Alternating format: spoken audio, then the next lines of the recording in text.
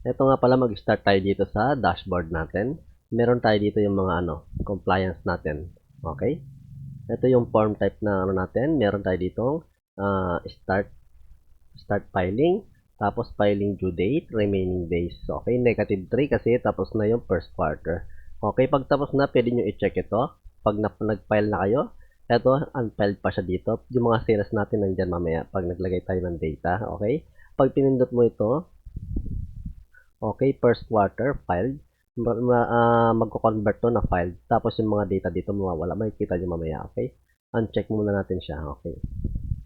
Next tayo, meron din tayo ditong sales information. Next tayo, lipat tayo dito sa sa mga tabs. Meron tayo ditong instruction sa setup guide, okay? Meron din tayo ditong business information. Ito yung mga information natin yan, okay? Tapos next tayo, sample lang itong mga nakalagay dito. Tapos next tayo, meron tayo dito pang Shopee. Ito yung mga under orders na data. Yung mga dina-download natin. Pwede nyo i-filter yan. Okay. Next tayo, meron tayo dito yung ito nga pala yung sa finance. Yung mga data, yung mga niremit na sa atin dito sa number 2, okay? Finance yan. Tapos ito yung mga orders detail. Okay, under orders, ito under finance, okay? Under finance. Next tayo, meron tayo dito sa TikTok naman, database ng TikTok yung orders. Lahat ng details ng orders nandito. Select nyo yung all, tapos bago kayo mag-download, meron din doon filter. Okay, bali ganito siya. Check nyo ito, normally nakaganyan siya, tapos check nyo dito all, tapos ito yung filters. Pili kayo dito ng date range na gusto niyo bago nyo i-download para mabawasan tong 8,000. Okay, sample natin. Pili lang tayo dito ng nag-start ako ng April 4 ako nag-register, pero dapat 15 days bago tayo meron tayong data, okay? 15 days bago tayo mag-start, dapat meron tayong data. Kasi ano tayo dito, cash basis tayo. Dapat, kasi yung 1 week, yun yung niya, yung shipping, tapos another 1 week bago ma-settle sa atin yung pera. Tapos, pipindutin nyo itong 18 para updated tayo. Tsaka nyo i-apply yung 8,000 kanina. Naging 3,000 na lang siya. 3,000 mahigit. Tapos, export ninyo siya. Tapos, piliin nyo tong Excel. Okay, yun na yun. Tapos, export ninyo. Tapos, download ninyo kung tapos na siya ma-download. Balik tayo sa Excel natin. Okay, next tayo dito naman sa TikTok daily release earnings sa settlement natin yan. Okay, kapag mag-paste tayo ng data dito sa color green, yung green, ikakopy nyo lang yung mga na-download nyo, copy, tapos paste as value. Special paste nyo, tapos value, okay? Diyan, tapos special basta, paste as value. Tapos next tayo, dito naman sa under finance, dito yan, makikita nyo dito sa finance, tapos withdrawal. Tapos export nyo, mag-date range din kayo, kunwari 18 lang. Okay? Tapos pag kunwari 18 okay nyo, tapos export ninyo. Pag na-export ninyo yan, may lalabas dito, antayin nyo lumabas yung download button, tapos download na ninyo. Tapos kopyahin na ninyo. Next tayo dito, platform mixer. Bali dito pinagsasama-sama niya yung sales ng Shopee, sales ng TikTok, dito niya pinagsasama-sama. Tapos, pag mayroon ka na ditong nilagay na details sa TikTok, pwede mo na siyang dito, i-process. Halimbawa dito, nag-download tayo niyan. Okay. Click mo lang tong dinownload mo sa Finance sa TikTok. Tapos, enable dapat yung editing.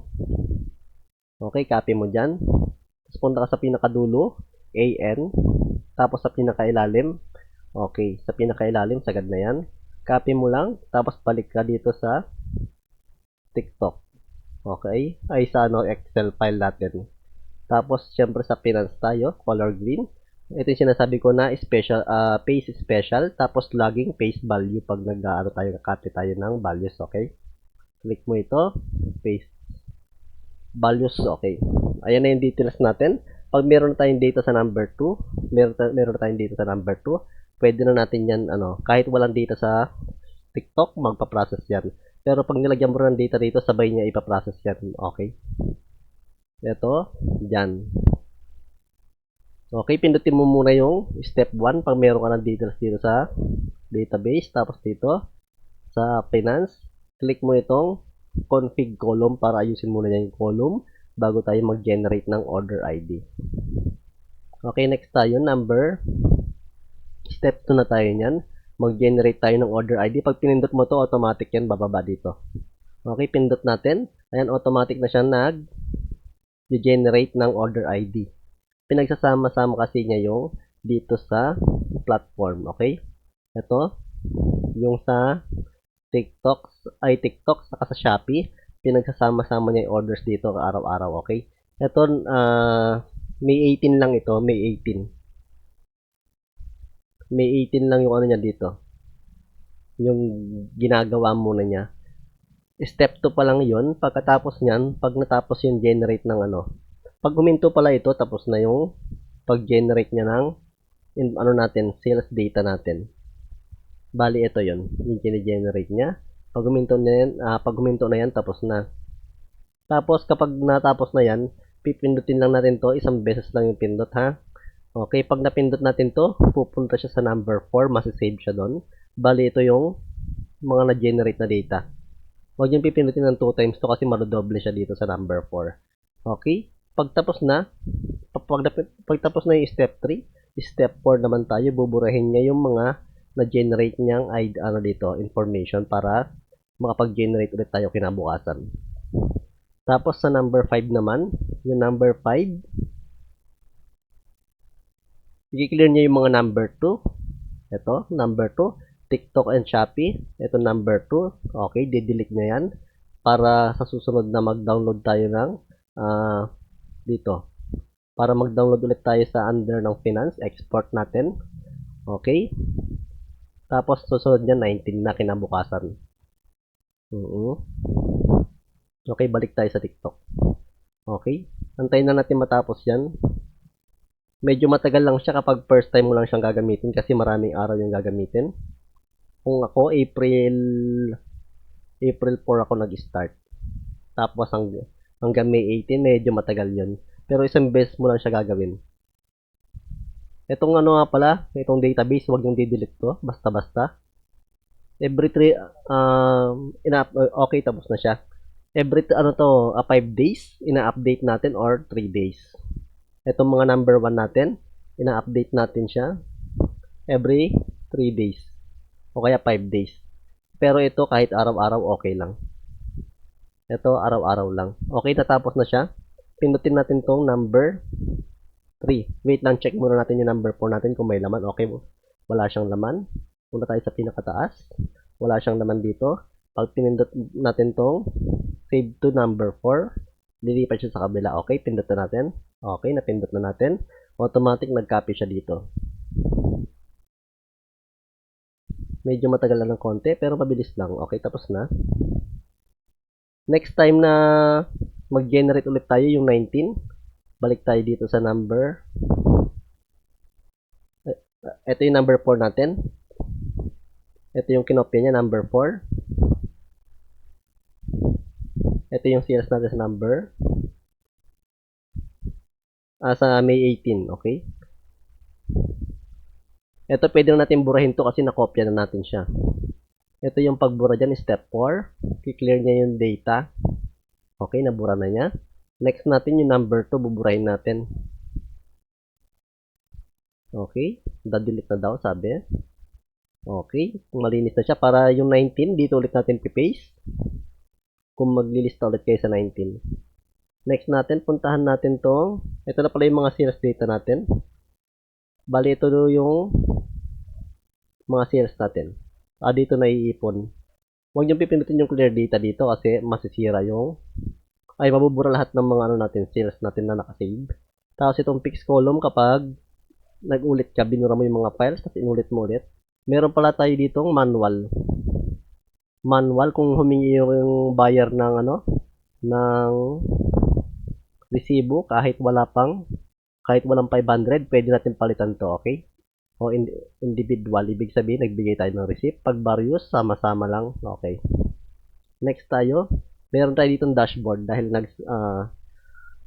nag-ano tayo ngayon, naglagay tayo ng ano, sales. 18 lang yan ha, 18. 18, May 18, ito yung sales natin. Nag-start tayo ng May 18, 30k. Tapos yung mga to settle natin, meron tayo dito 260,000. Lahat ng orders to, simula nung May 12 hanggang May 18. Pwede nyo i-edit yan kung ilang araw yung date range gusto nyo. Sa akin kasi, 3 days lang. At 3 days delivery yung kinompute ko, tapos 3 days yung settlement bago mabigay sa atin. Okay, pag nag-file na kayo, ito, check nyo lang to. Tapos magiging file na ito, mawawala na siya sa computation ng tax payable natin, income tax payable. Ito yung sa TikTok natin, sales natin sa TikTok. Platform fees, ito yung total natin, okay? Next tayo, meron din tayo dito. Next tayo after ng dashboard. Ito yung receipt natin nga pala. Okay. Guide lang to guys ha, wag nyo ipiprint. Guide lang ito. Bali ito yung discount. Kung may discount kayo, dyan na pupunta yung discount natin. Meron din dyan sa baba, meron dito sa baba. Kaya lang sinulat ko lang sa taas para madali nyo makita. Okay. Ito naman yung total pieces natin. Pag pinagsama-sama nyo ito, bali ito yung total. Okay. Next tayo, number 5. Ito yung number 5 natin. Sales invoice number 5. Okay. Pag various, eto. Number 7, wala tayong data kasi dito, pag pumunta tayo dito sa summary. Wait lang. Delete ko muna to. Pag nagre-resibo pala kayo, eto. Lagyan nyo ng